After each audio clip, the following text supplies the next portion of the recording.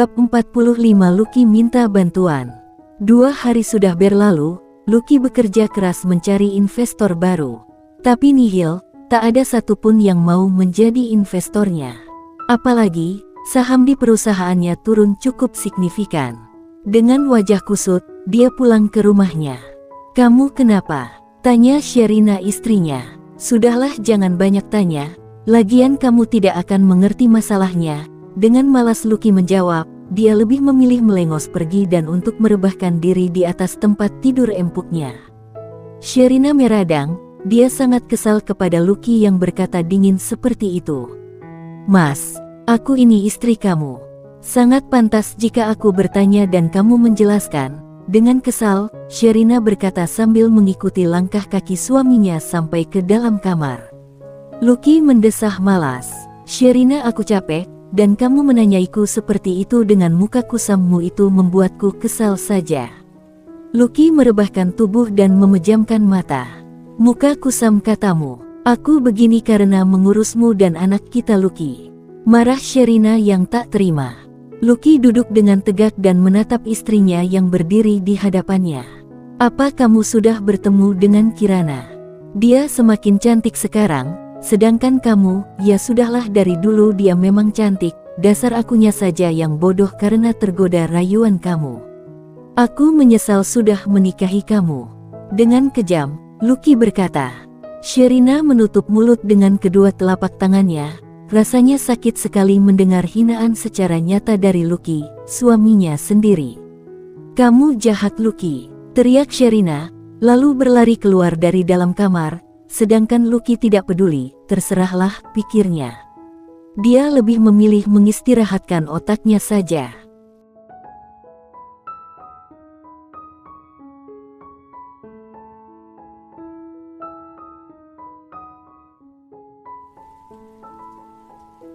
Sherina berdiri di depan cermin besar di kamarnya.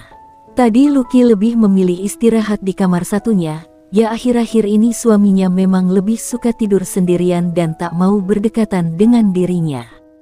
"Ini pasti gara-gara Kirana.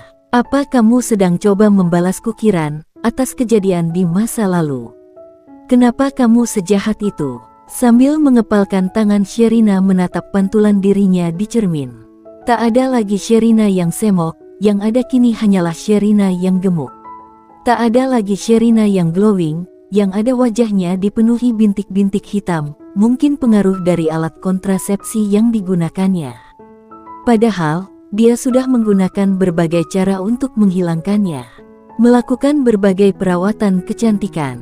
Tapi, ternyata cukup sulit. Terlebih, Lucky sangat pelit untuk memberikan uang untuk perawatan kecantikan. Alasannya, karena dia terlalu banyak menghabiskan uang untuk belanja barang branded dan suka berjalan-jalan.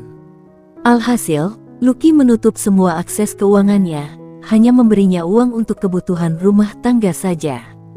"Jika ingin belanja kepentinganmu sendiri, berhematlah." Itu kata Lucky terakhir kali. Sherina menjauhi cermin, duduk di atas tempat tidur yang kini terasa dingin. Dulu, dia pikir akan sangat bahagia menjadi istri Lucky. Hingga, menggunakan berbagai cara untuk menggaet pria itu, sampai-sampai harus merebutnya dari Kirana. Selain jatuh cinta, dia juga ingin menjadi menantu kaya. Hal yang Kirana tidak tahu, tetapi Sherina tanpa sengaja mengetahuinya. Yaitu, Lucky adalah putra konglomerat, pemilik perusahaan yang cukup besar. Hingga, dia merasa iri dan memutuskan untuk merebut Lucky dari Kirana. Dan, dia berhasil. Sayangnya, ternyata hubungan itu semu semata. Ternyata Lucky masih mencintai Kirana. Setahun setelah perselingkuhan diketahui oleh Kirana, mereka pun menikah karena akhirnya Sherina mengandung. Saat ini usia anak mereka setahun lebih muda dari anak Kirana dan Ragendra. Bahkan seringkali, Lucky mengatakan kalau dia menyesal sudah mengkhianati Kirana.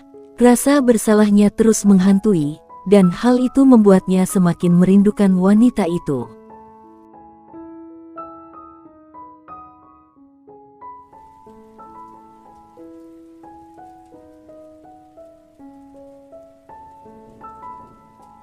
Sherina keluar dari dalam kamarnya, masuk ke dalam kamar anak perempuannya yang diberi nama Liliana. Duduk di sampingnya, putrinya sedang terlelap. Dia memang tak pernah tidur larut, jam 8 sudah biasa, dia tidur. Mengusap lembut wajahnya yang cantik, tapi lebih dominan mirip dengan Lucky. Air matanya menetes, kasihan kepada Liliana, yang seringkali diabaikan ayahnya sendiri. Sherina pun terlelap di sampingnya.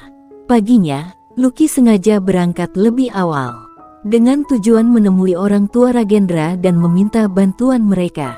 Setelah menempuh perjalanan cukup jauh, sekitar 2 jam, akhirnya sampailah dia. Tempat tinggalnya bisa dibilang beda kota. Meski tak terlalu jauh, karena memang sudah melewati perbatasan kota. Lucky, keponakan tante, ada apa kamu sudah datang sepagi ini? Tumben, tanya Ibu Ragendra dengan nada bercanda. Lucky tersenyum tipis, dengan susah payah, dia mulai mengatakan sesuatu. Om, tante, saya mau minta bantuan kalian. Rasanya, hanya kalian yang bisa membantu saya. Dengan penuh harapan Lucky mulai mengutarakan maksud kedatangannya. Katakan ada apa?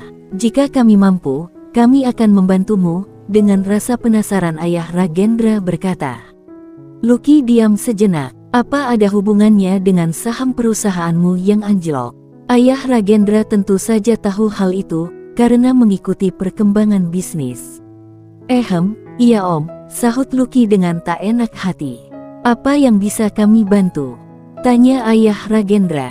Lucky diam sejenak untuk menghirup napas panjang, sebelum akhirnya mengatakan sesuatu. Saya butuh investor untuk menstabilkan perusahaan, ucapnya. Investor? Bukannya Ragendra juga salah satunya?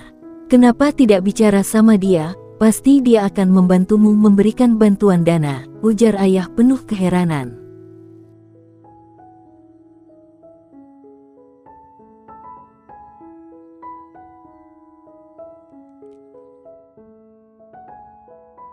Lucky tersenyum masam. Masalahnya, menjeda ucapan, lalu mulai melanjutkan kembali perkataannya.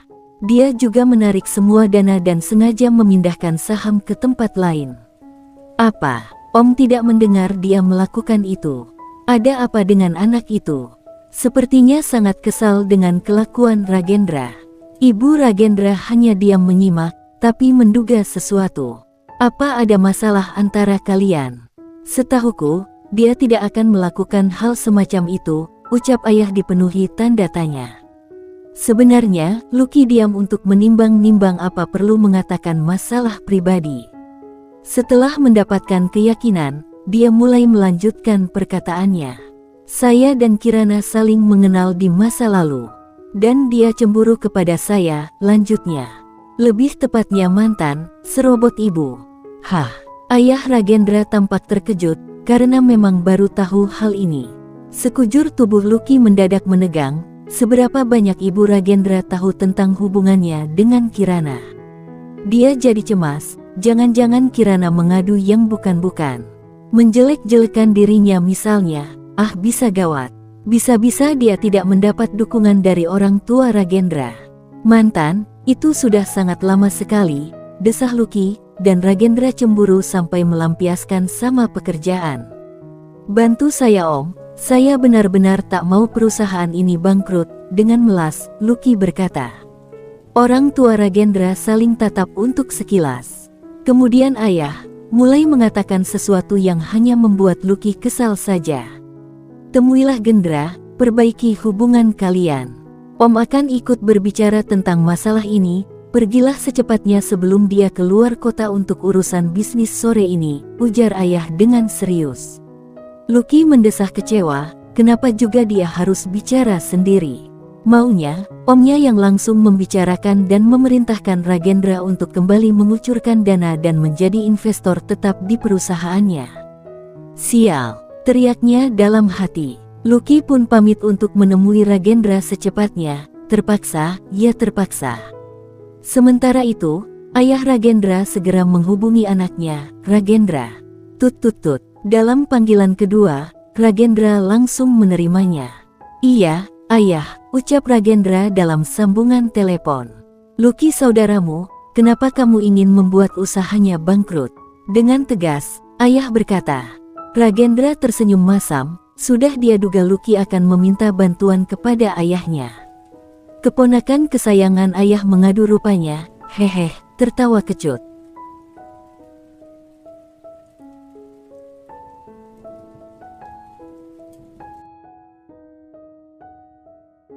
Gendra, ayah menggeram jengkel. Ragendra memang seringkali kesal kepadanya dan istrinya, yang seringkali membandingkan Lucky dengan dia. Lucky pintar, Lucky berbakat dan Lucky yang sopan kepada semua orang.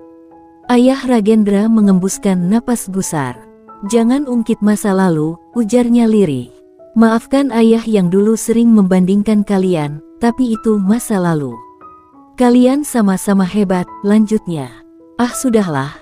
Lagian aku tidak butuh pujian, desah Ragendra. Tolong biarkan aku melakukan semua yang aku mau ya, lanjutnya. Tapi beri ayah alasan, ucapnya. Jangan karena urusan pribadi, lanjut ayah. Ini memang ada hubungannya dengan urusan pribadi, sahut Ragendra. Ayahnya diam diiringi hembusan napas pelan, setelahnya barulah mengatakan sesuatu. Ternyata kamu memang belum dewasa, yang mencampur adukkan masalah pribadi dengan pekerjaan. Apa aku harus diam saja, saat Lucky mengatakan kepada istriku untuk menceraikan pria cacat seperti aku? Dan menikah dengannya saja. Dengan marah Ragendra berkata, meski begitu dia tetap berkata dengan nada rendah. Ayah terkejut mendengar perkataan Ragendra, sempat berpikir kalau Kirana yang mengadu dan melebih-lebihkan perkataannya, untuk membalas Lucky yang mungkin sudah menyakitinya di masa lalu. Kirana yang mengadu, jangan sepenuhnya percaya ucapan perempuan, terkadang mereka suka melebih-lebihkan. Dengan tenang, ayah berusaha untuk berbicara dengan bijak. Ragendra tertawa mendengar perkataan ayahnya yang terkesan membela Lucky. Ayah selalu saja berusaha membelanya, suaranya rendah namun penuh penekanan.